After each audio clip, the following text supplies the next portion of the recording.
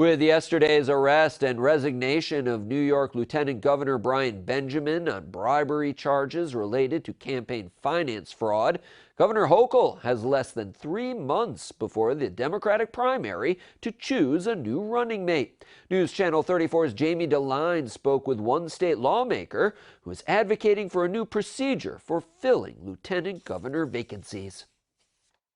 Governor Hochul says the federal case against Brian Benjamin was a surprise.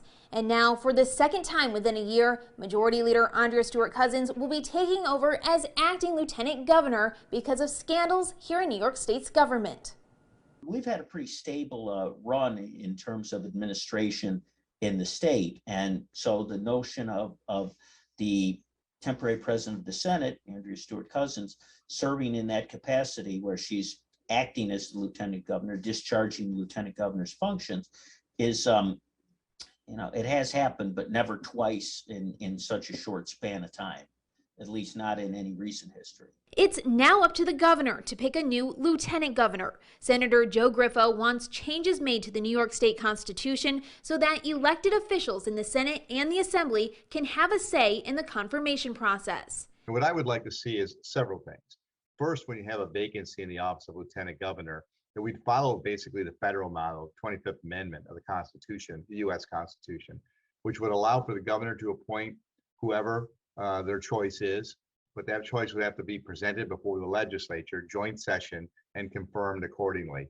That allows for more checks and balances, allows for vetting, so we don't run into these type of problems. New York State constitutional expert Christopher Bost weighing in on Griffo's legislation, saying it might be helpful in revealing additional information. How many people or what it'll weed out in terms of getting people not in that role that have a scandal.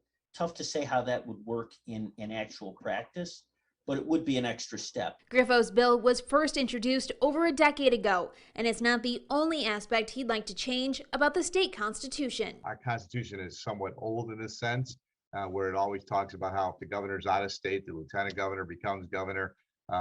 It just doesn't make a lot of sense in the 21st century when you look at the modern technology that exists. Senator Griffo tells me this will make for a more orderly transition process when it comes to the role of lieutenant governor. Reporting in Albany, I'm Jamie DeLine.